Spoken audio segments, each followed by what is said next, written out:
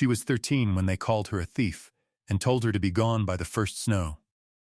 The town of Redemption, Colorado, had no room for an orphan girl without a name to stand behind her. But what nobody in that valley knew was that the girl carried her father's memory like a compass, and the earth itself would give her shelter. Stay close, and let us know in the comments where you're watching from.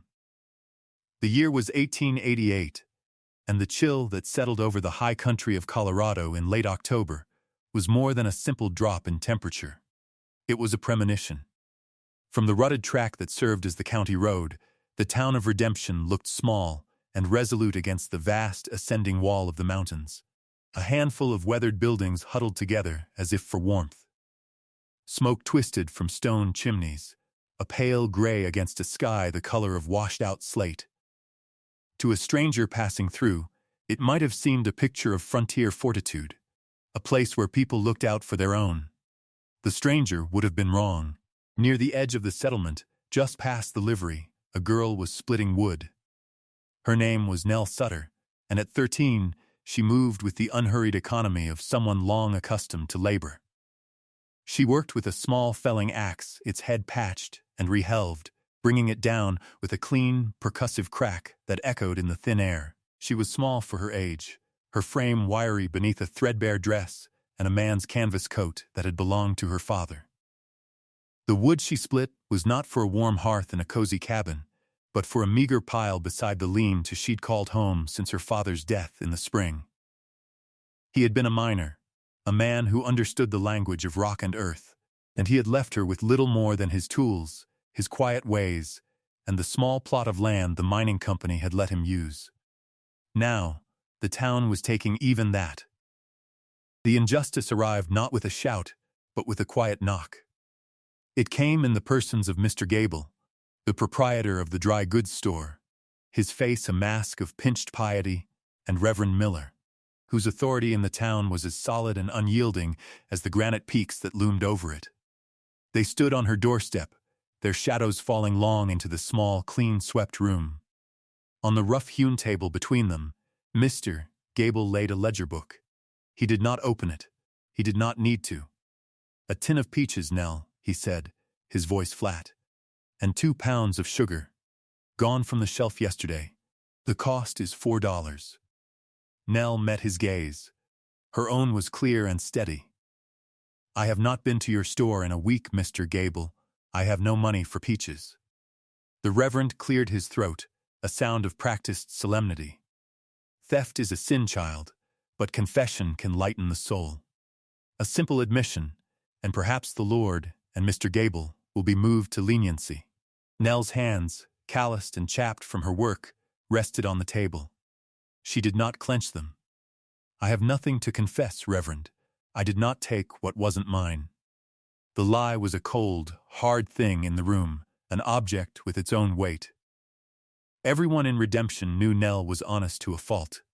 They also knew Mr. Gable's inventory was often a matter of creative accounting, and that his son, a boy with mean eyes and idle hands, was the likely culprit. But Nell was an orphan, a stray, a loose thread in the town's tightly woven fabric of family and obligation. She had no one to speak for her. Mr. Gable had a wife on the church committee. The math was simple. "The town council has discussed your situation," the Reverend continued, his tone shifting from paternal to judicial. "Without a guardian, and now this breach of trust, it is not proper for a young girl to live alone. It is decided. You are to be sent to the state orphanage in Denver." Nell's world, already small, shrank to the space of a single breath. Denver was a name from a map, a place as distant and unreal as the moon. "This is my home," she said, her voice quiet but not breaking. "Your father's arrangement with the company was informal," Mr. Gable said, a flicker of impatience in his eyes. "It ended with him. You have no deed, no title. You are a squatter. And now, a thief." He finally looked at her directly, and what she saw in his eyes was not anger, but a cold, dispassionate convenience. She was a problem he was solving.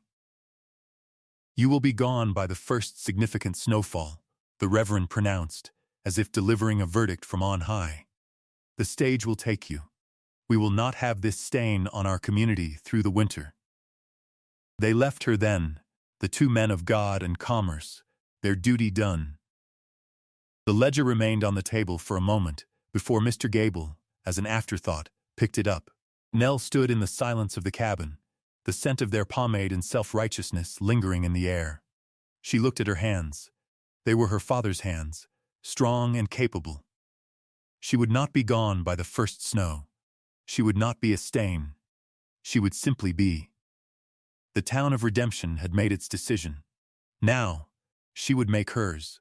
The days that followed the verdict were a lesson in the quiet mechanics of ostracism.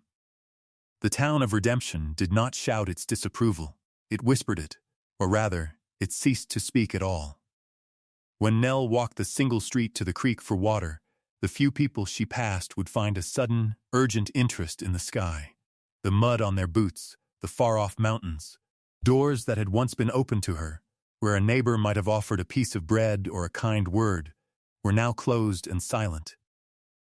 The blacksmith, who had sometimes let her sweep the shop for a penny, now shook his head and turned his back when she approached. The general store, Mr. Gable's domain, became a fortress she could not breach. When her small supply of flour ran out, and she approached the counter with the few coins she possessed, Gable's son, the boy with the mean eyes, simply stared through her as if she were a pane of glass. "We're closed to you," he said, a smirk playing on his lips. She did not argue. She did not plead. She simply turned and walked out, her dignity a thin but resilient shield against their contempt. The community's consensus formed as quickly and silently as frost on a windowpane. Nell Sutter was a problem that winter would solve. The old trappers and seasoned homesteaders who gathered around the stove at the livery spoke of the signs. The squirrels were hoarding pine cones with a frantic energy. The woolly bear caterpillars wore thick, black bands. The elk had come down from the high country weeks earlier than usual. It was going to be a long, hard winter, they all agreed. A winter that would test the prepared and punish the foolish. They would look towards her small lean-to, a wisp of smoke rising from its chimney, and shake their heads. She would be gone by Christmas, they predicted. Frozen out or starved out. It was a shame, some might add, but it was the way of things. What could be done?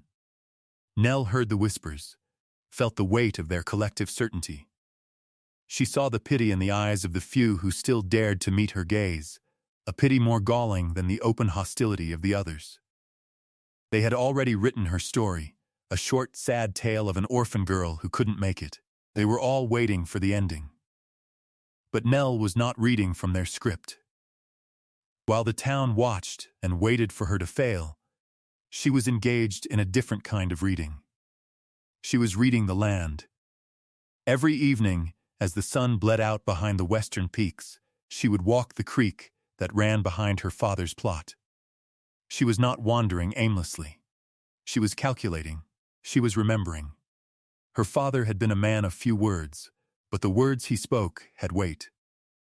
He had taught her to see the world not as a picture, but as a system of pressures and forces, of strengths and weaknesses. "The earth has a long memory, Nell," he had told her once, his voice a low rumble as they sat by a campfire high in the mountains. "It remembers the sun of summer deep into the cold of winter. You just have to know where to look." She remembered the way he would run his hand over a rock face, not just feeling its texture, but seeming to listen to it.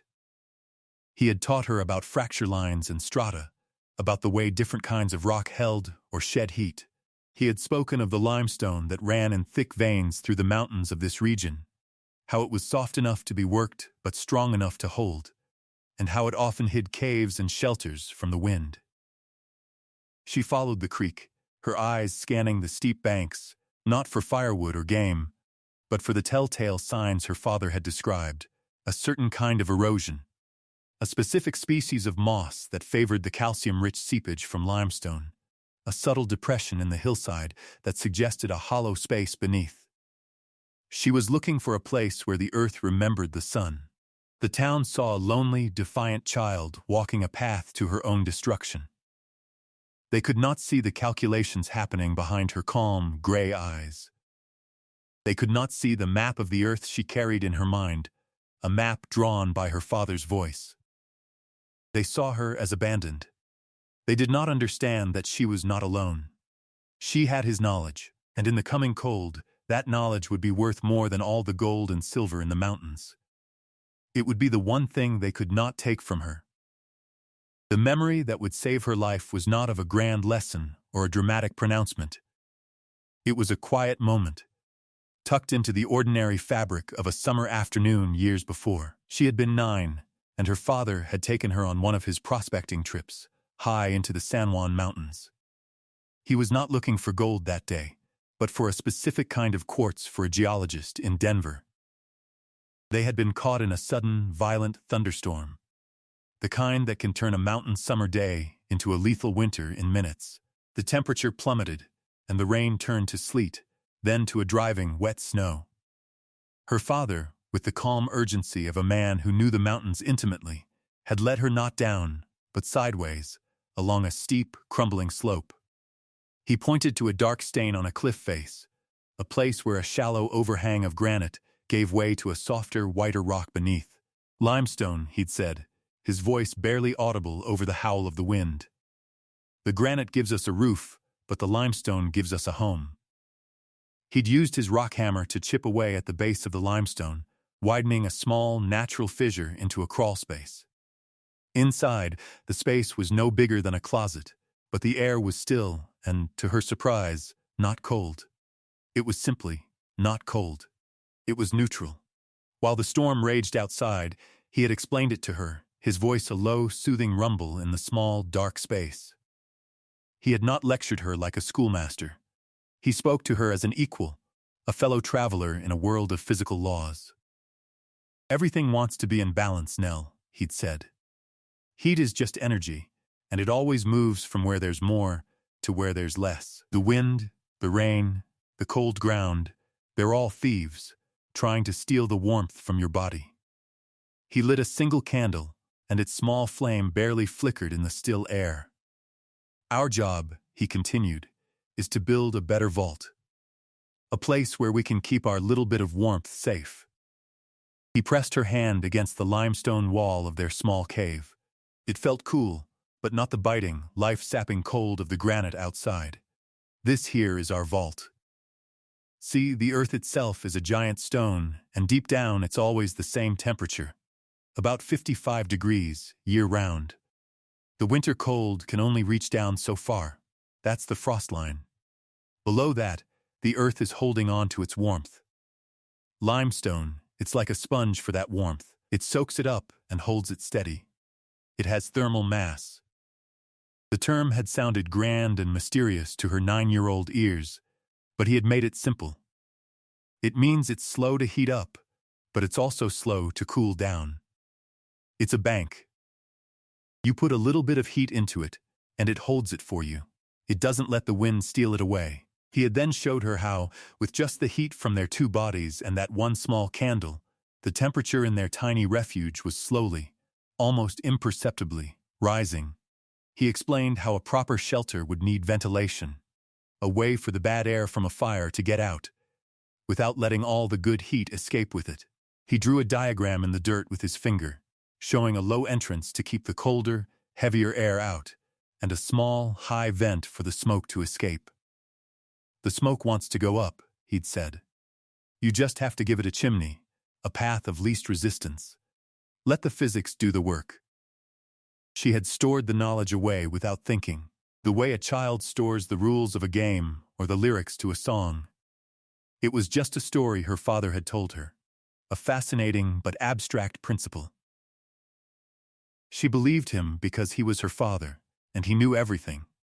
But belief was not the same as understanding. She had not understood, not really, the life or death weight of his words. She had not felt the truth of them in her own bones.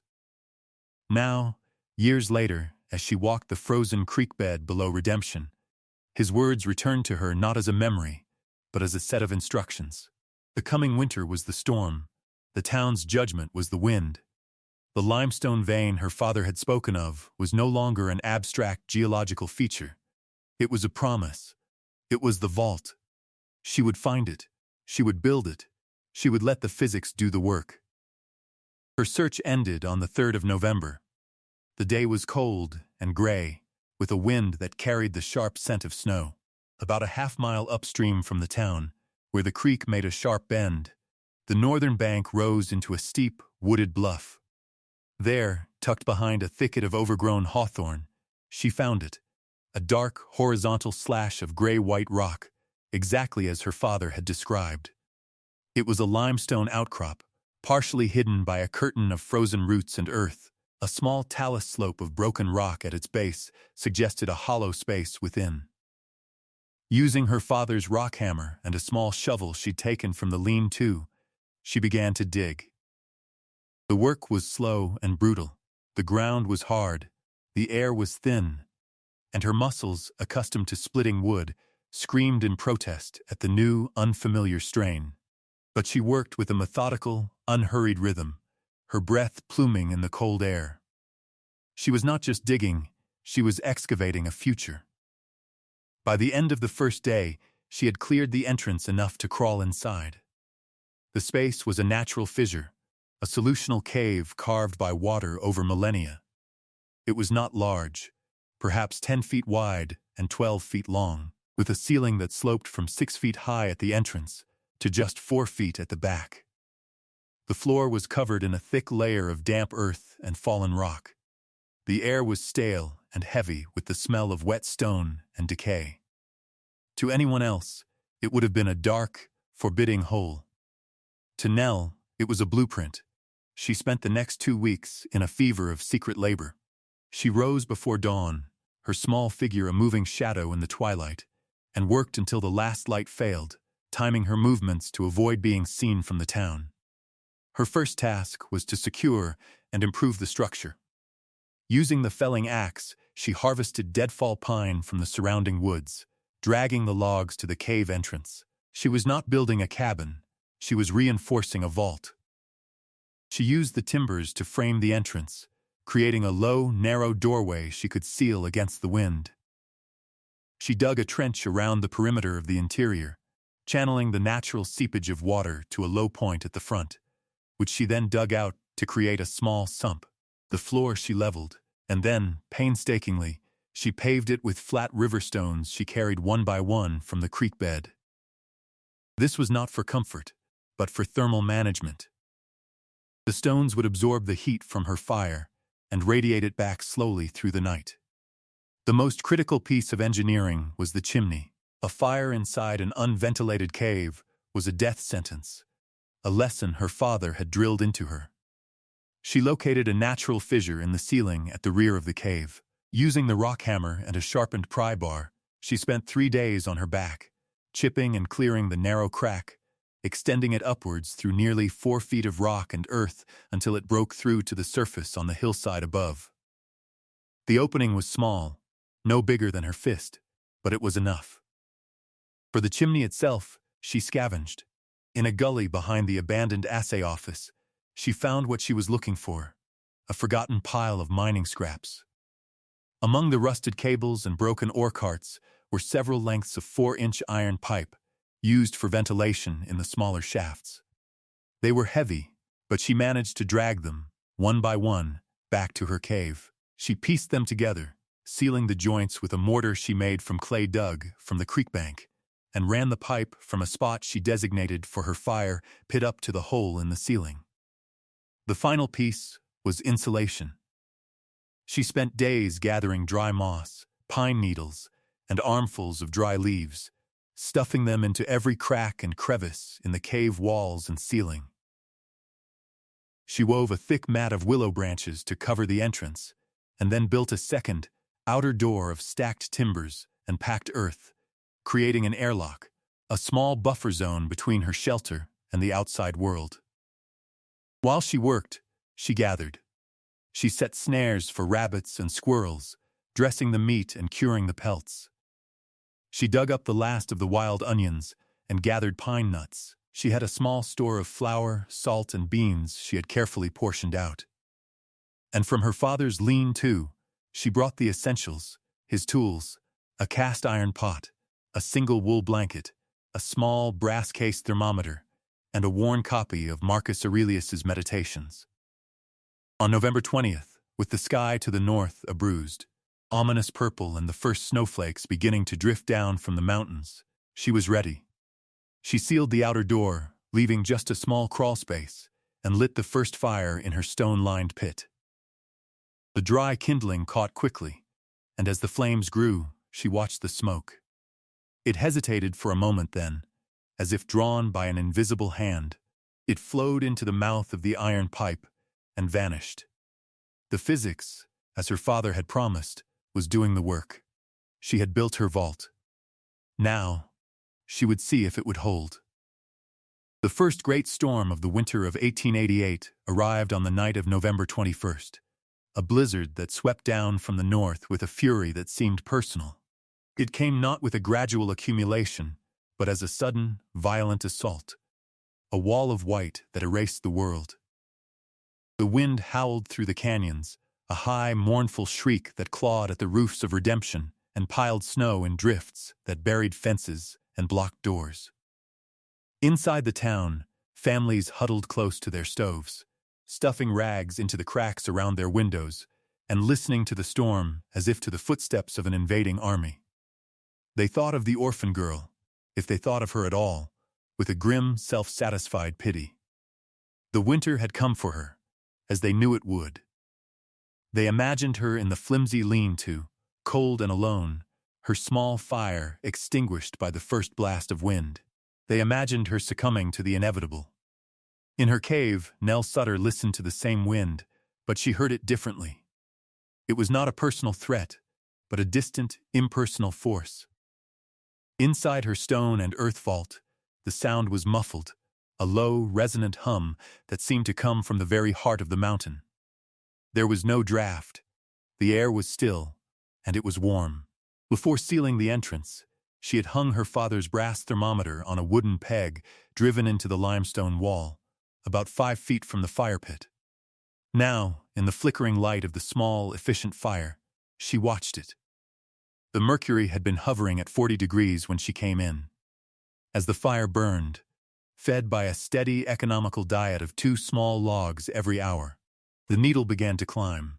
It passed 50, then 55. Outside, the temperature was plummeting, dropping past 0 and heading for the negative teens. Inside the cave, the air grew warmer, the limestone walls around her no longer feeling cool to the touch, but neutral, and then, impossibly, faintly warm. She cooked a small portion of beans and a piece of rabbit in her iron pot, the smell of food filling the small space. She ate slowly, savoring the warmth that spread through her from the inside out. After she ate, she banked the fire with a layer of ash and a single larger log that would smolder through the night, a technique her father had used in his mining camps. She wrapped herself in her single wool blanket, not because she was cold, but because the comfort of it was a small luxury. The true test came in the deep hours of the night. She woke in the darkness, the fire a bed of glowing red embers.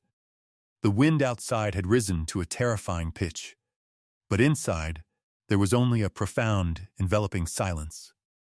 She reached out and pressed her palm flat against the limestone wall beside her sleeping place. It was radiating a gentle, steady warmth. It was the memory of the fire, held in the stone. Her father's words came back to her, clear and precise in the darkness. It's a bank. You put a little bit of heat into it, and it holds it for you. In that moment, the abstract principle became a physical reality. It was not belief anymore. It was knowledge, earned and proven. It was the feeling of the warm stone against her skin. She found the thermometer in the dark and held it close to the embers to read the dial. The temperature inside the cave was a stable 58 degrees. She did not know the temperature outside, but she knew it was a cold that killed. She lay back down, pulling the blanket around her, and a single, hot tear traced a path through the grime on her cheek. It was not a tear of sadness or fear, but of a vast and quiet relief. It was a tear of gratitude, for the father who had given her not just life, but the knowledge to keep it. He was gone, but he was also here, in the warmth of the stone, in the clever design of the chimney, in the quiet confidence that now settled over her. She would survive. The difficulty of it remained, a long, hard road of days and weeks. But the question of it, the fundamental doubt that had haunted her for weeks, was gone, erased by the irrefutable evidence of the warm stone and the steady reading on the thermometer. She fell back asleep to the sound of the wind, a distant and irrelevant noise, her hand resting on the wall of her vault, on the earth that remembered the sun. The blizzard raged for 3 days, burying the valley in a deep, silent blanket of white. When the sun finally broke through on the 4th day, the world was transformed, a landscape of dazzling, treacherous beauty.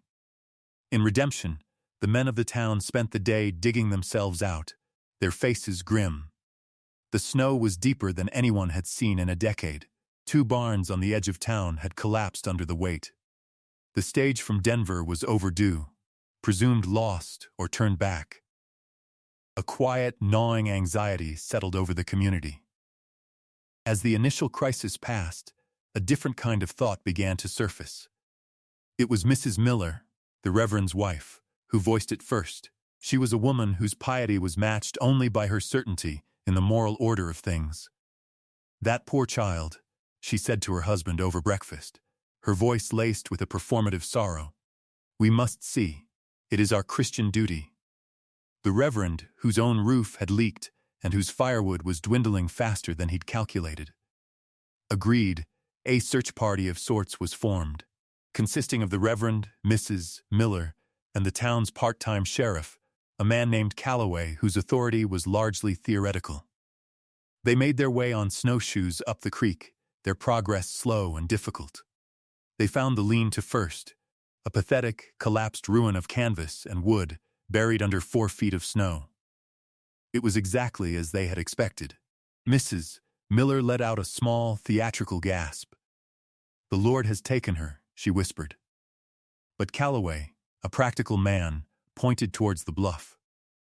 "There's tracks," he said, his voice a cloud of vapor in the cold air. "Small ones. And they're fresh."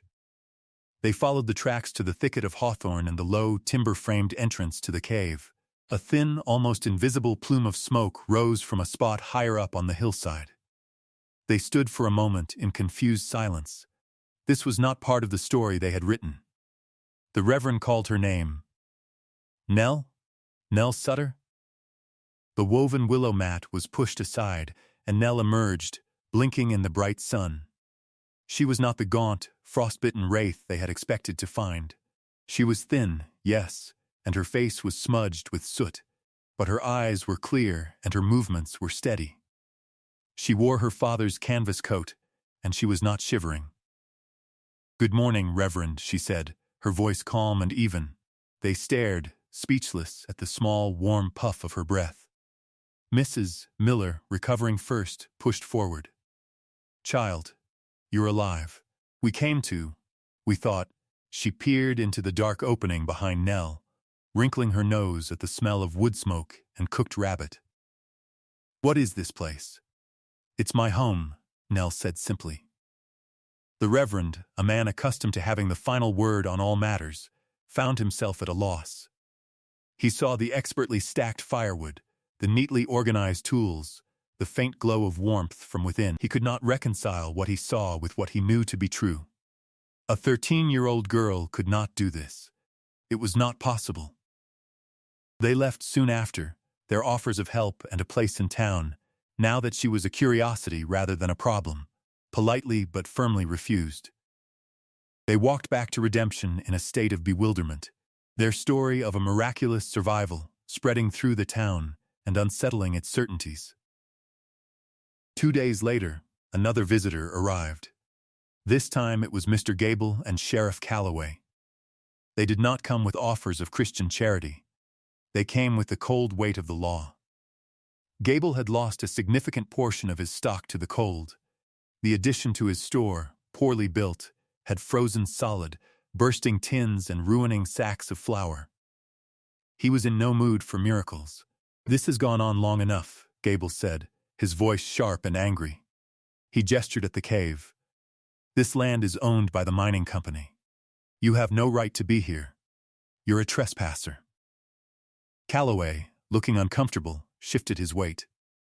"He's right, Nell, technically." Nell stood in the entrance of her vault, a small, immovable object. She did not raise her voice. She did not argue the point of law. "I am managing fine," she said. Gable's frustration boiled over. He took a step forward, his face contorted in a mask of rage. "You think you're clever, don't you? Living in a hole in the ground like an animal. You should have been on that stage to Denver. You should have frozen out here." He turned to Calloway, his voice dropping to a low, vicious snarl. "Leave her. Let the winter have her. One more good storm, and this problem will solve itself." The sheriff looked from Gable's hateful face to Nell's calm, unblinking gaze. He saw no fear in her eyes, only a quiet, profound endurance. He was a man who followed the path of least resistance, and the path Gable was proposing was suddenly feeling very steep. He shook his head. "I can't do that, Mr. Gable." Gable sputtered, his threats turning to bluster, but the moment had passed. He had shown his hand, revealed the cold, empty space where his compassion should have been. They left, their shared purpose broken, leaving Nell alone in the silence. She watched them go, two small figures diminishing against the vast, indifferent white. She had not been afraid. She had simply endured. The winter was far from over, but she knew, with a certainty that chilled her more than the cold, that her greatest threat was not the snow or the wind. It was the men who believed they had the right to decide whether she lived or died. January arrived, and with it, the deep cold. The brief thaws and sunny days of early winter were a forgotten memory. Now the cold was a constant, a physical presence that seeped into the very bones of the world. The temperature did not rise above 0 for 3 weeks. At night, it plunged to 20, then 30 below. The creek froze solid, its song silenced under a thick armor of blue ice. The very air seemed to crystallize, and the simple act of breathing was a painful reminder of winter's dominion. In Redemption, the carefully constructed facade of frontier resilience began to crack. The winter of 1888-89 would be remembered for a generation as the Great Cold, a season that measured the difference between preparation and pride.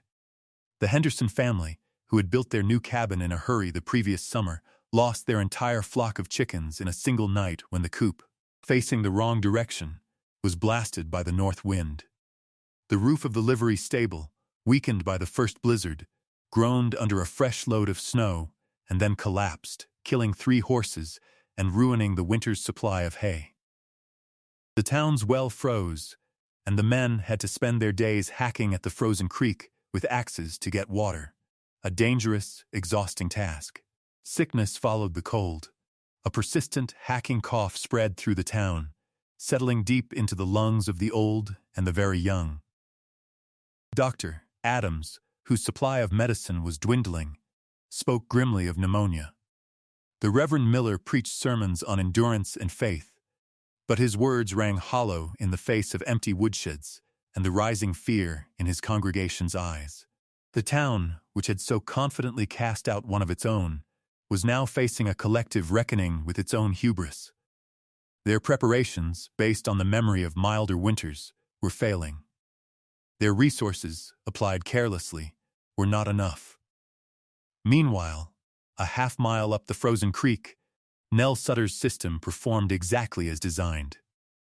The contrast was the argument. Her days fell into a quiet, disciplined rhythm. She rose in the dark, checked the thermometer. It held steady between 55 and 60 degrees, and fed the fire. She ate her spare but sufficient meals, her stores of dried meat, beans, and flour carefully rationed. She spent her days mending her clothes, sharpening her tools, reading her father's book of philosophy by the light of a single candle, and sleeping. She slept more than she ever had, a deep, restorative sleep that conserved her energy. Her small world was one of warmth, order, and sufficiency. The cold outside was an abstraction. a known variable that had been accounted for. The relentless wind, the brutal temperatures, they were data points, proof of her system's success. She was not merely surviving, she was living in a state of equilibrium with the forces that were destroying the town. On the night the cold reached its nadir, the thermometer in Redemption registered -42 degrees. It was a temperature that changed the nature of things. Metal became brittle, wood split with a sound like a gunshot, and the stars in the black sky seemed to burn with a cold, malevolent fire. In town, people huddled in their beds, listening to the groaning of their log walls and praying for dawn. In the Henderson cabin, the father stayed up all night, feeding a desperate, roaring fire that consumed a week's worth of wood in a few hours, just to keep the temperature inside above freezing. The Reverend Miller's wife wept silently as she listened to the shallow, rasping breath of their youngest child. In his fine house, Mr. Gable discovered that the barrels of molasses in his storeroom had frozen solid, and the ink in his ledger had turned to black ice. And in her limestone vault, Nell Sutter slept soundly, her hand resting on the warm stone wall. The thermometer next to her read 61 degrees. She was dreaming of a summer afternoon, of the feel of her father's hand on her shoulder, and the low, rumbling sound of his voice explaining the world. The knowledge he had given her was a fire that could not be extinguished. It was a shelter the cold could not breach. The town of Redemption had judged her and found her wanting. But the winter, in its terrible, impartial way, was rendering a different verdict. The knock, when it came, was so faint she thought at first she had imagined it, a trick of the wind or the settling of the earth. It came again, a desperate, scratching sound at the outer door of her airlock. It was the middle of the night, and the wind outside was a living thing, a predator hunting for any weakness. She took a burning branch from the fire for a torch and made her way to the entrance. When she pulled aside the heavy timbers, a blast of Arctic air invaded her sanctuary, and a figure, completely covered in snow and ice, stumbled and fell into the small space. It was a man, and he was carrying a child wrapped in a threadbare blanket. It was Mr. Henderson, the man whose chicken coop had failed. His face was a mask of frozen tears and desperation. His son, a boy of about 6, was limp in his arms, his breathing shallow and ragged. "Help us," Henderson whispered, his voice hoarse. "Please, the fire, the chimney collapsed. The smoke, we're freezing." Nell did not hesitate. She helped him carry the boy inside, to the warmest part of the cave near the fire. She unwrapped the child, whose skin was pale and cold to the touch, and began to rub his hands and feet, bringing the circulation back slowly. Carefully, she heated water and soaked a cloth in it, placing it on the boy's chest. She fed the father a cup of hot, sweet tea she made from pine needles and a precious spoonful of her sugar. For the next few hours, she worked with a quiet, focused intensity. She was not a doctor, but she had her father's practical knowledge of how bodies worked, how to fight the cold, how to bring someone back from the edge. By dawn, the boy was sleeping a natural, healthy sleep, his color returned, his breathing even. Henderson watched her, his eyes filled with a mixture of awe and profound shame. He had been one of the men at the livery who had shaken his head and predicted she would be dead by Christmas. I don't know what to say," he stammered. "Thank you." Nell looked at him, her expression not of triumph or accusation, but of simple, direct assessment. "Your chimney," she said. "What was it made of?" "River rock and clay," he said, "like everyone's." "The clay was wrong," she said. "It had too much water in it. When it freezes and thaws, it cracks, and your flue is too wide. You're losing all your heat." She then spent the next hour explaining to him the principles of his father's teaching. She drew diagrams in the dirt floor with a stick, showing him how to build a proper Rumford-style firebox that would throw more heat into the room, how to select the right kind of clay for mortar, how to build a damper to control the draft. She was not offering charity. She was transmitting knowledge. "You can fix it," she said. "You have the stone. You just need to use it right. Henderson left at midday, his son warm and safe, his mind full of new information. He did not just carry away gratitude, he carried away a blueprint for survival. The story of what happened in Nell's cave spread through the frozen town faster than the sickness. It was not a story of a miracle, but of something far more potent: competence. 2 days later, another family arrived. The Webbers, their baby dangerously ill with the croup. Nell took them in, showed Mrs. Webber how to create a steam tent using hot rocks and a wet blanket, a simple trick that eased the baby's breathing instantly. She taught Mr. Webber how to build a simple but effective heat exchanger for his stove using scavenged pipe. More people came, the proud, the skeptical, the desperate. They all made the trek up the frozen creek to the cave of the girl they had cast out. She took them all in. She warmed them, fed them from her own dwindling but carefully managed stores, and then, crucially, she taught them. She taught them how to insulate their walls with sawdust and newspaper. She taught them how to bank their fires to last through the night. She taught them which trees held the most BTUs and how to split the wood for a slower, hotter burn.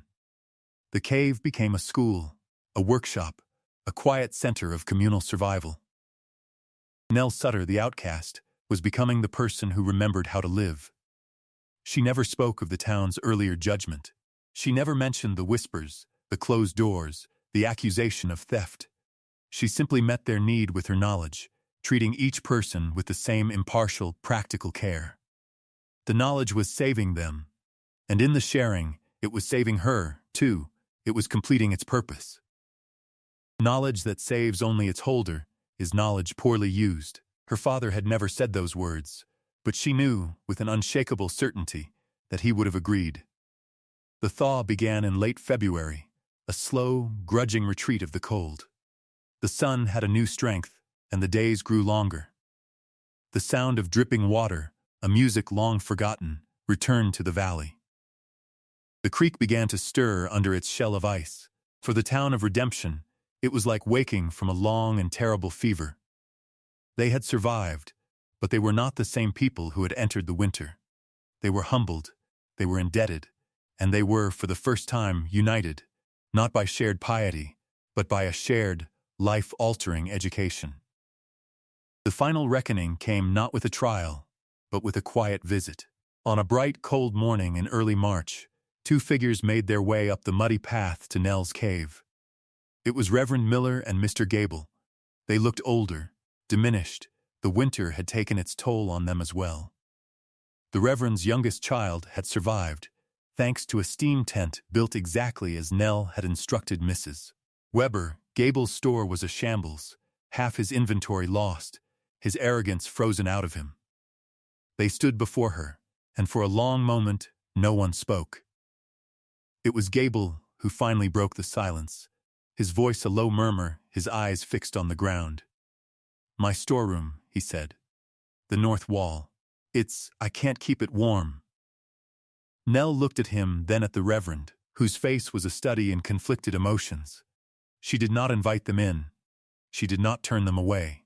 She simply waited. "The wall needs insulation," she said, her voice neutral, factual, "and the foundation is probably shallow. The frost is getting under it." She proceeded to give them the same lesson she had given a dozen others, explaining the principles of thermal breaks and vapor barriers, of how to dig a trench along the foundation and fill it with dry gravel to disrupt the advance of the cold. She spoke to them not as sinners seeking absolution, but as builders with a technical problem. The equality of her treatment was the verdict. It was more damning than any accusation, more profound than any sermon. They left with the knowledge they had come for, their shame a heavy cloak they would wear for the rest of their days. Spring arrived in full, and with it, a new energy in the valley.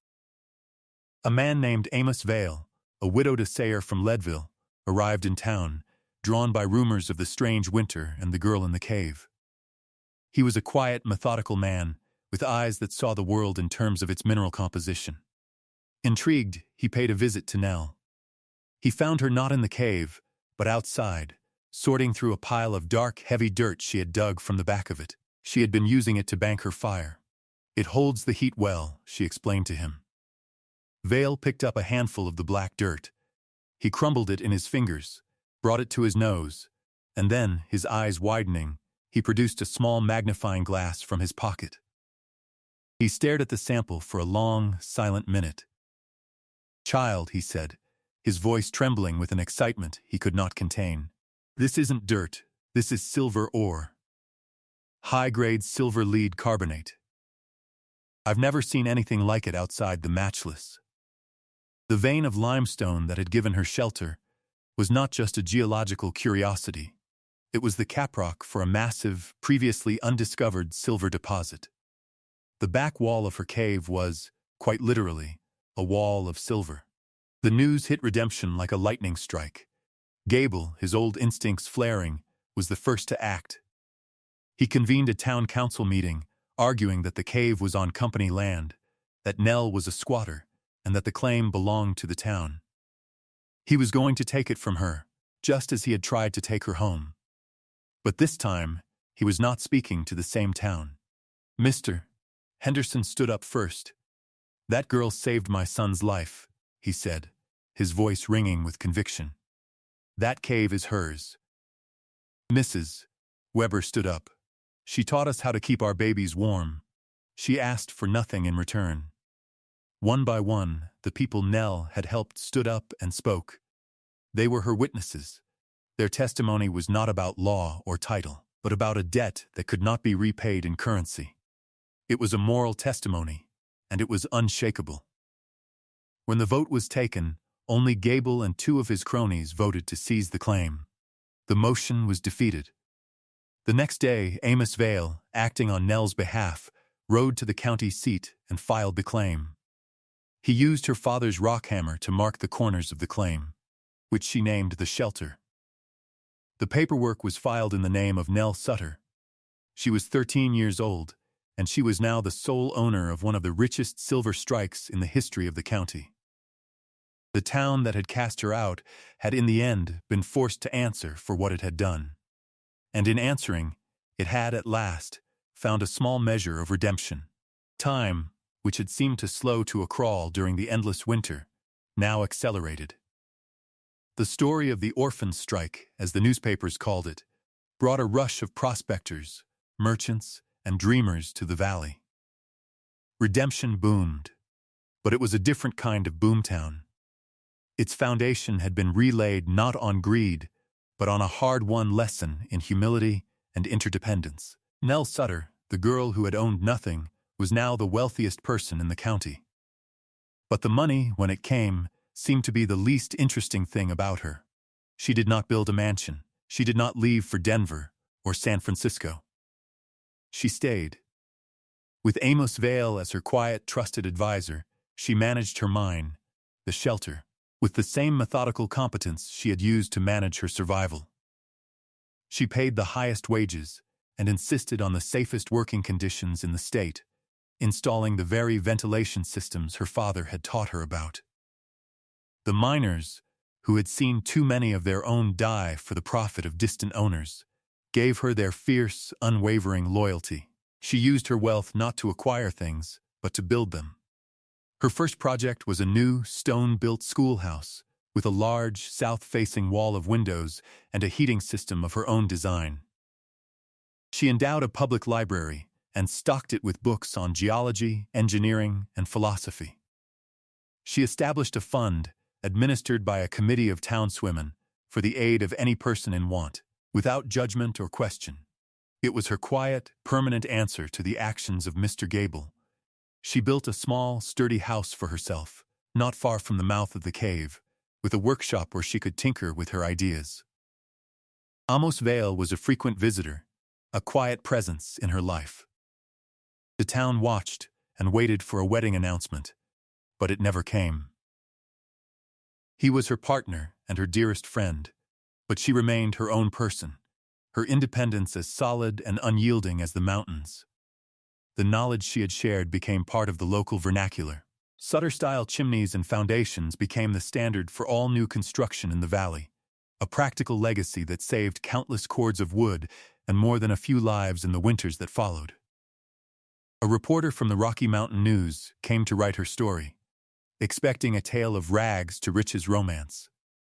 He found instead a quiet, serious young woman who spoke not of her wealth, but of thermal mass and the importance of a good education. When he asked her what she wanted, she considered the question for a long time. "I want people to have the knowledge to take care of themselves," she said finally. "The knowledge belongs to anyone who wants it."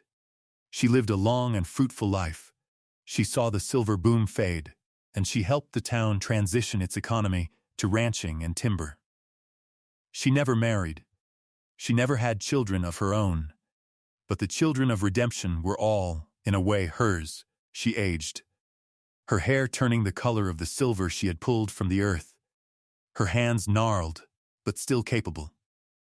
She died in her sleep on a quiet spring morning in 1948, at the age of 73, in the house she had built, within sight of the cave that had saved her. The entire valley mourned her passing. Decades later, in the 1970s, a group of university geology students, conducting a survey of the old mining district, rediscovered the cave. The house was long gone, the mine sealed. But the cave was still there. The timbered entrance was rotten, the willow mat long since turned to dust, but the stone paving was still level, the chimney flue was still clear, and the walls, when they put their instruments on them, still held a faint, residual memory of the warmth that had been stored there nearly a century before. The structure was sound. The physics still worked. It was a final, wordless confirmation, a quiet testament to the girl who had listened to the earth, and to the father who had taught her its language.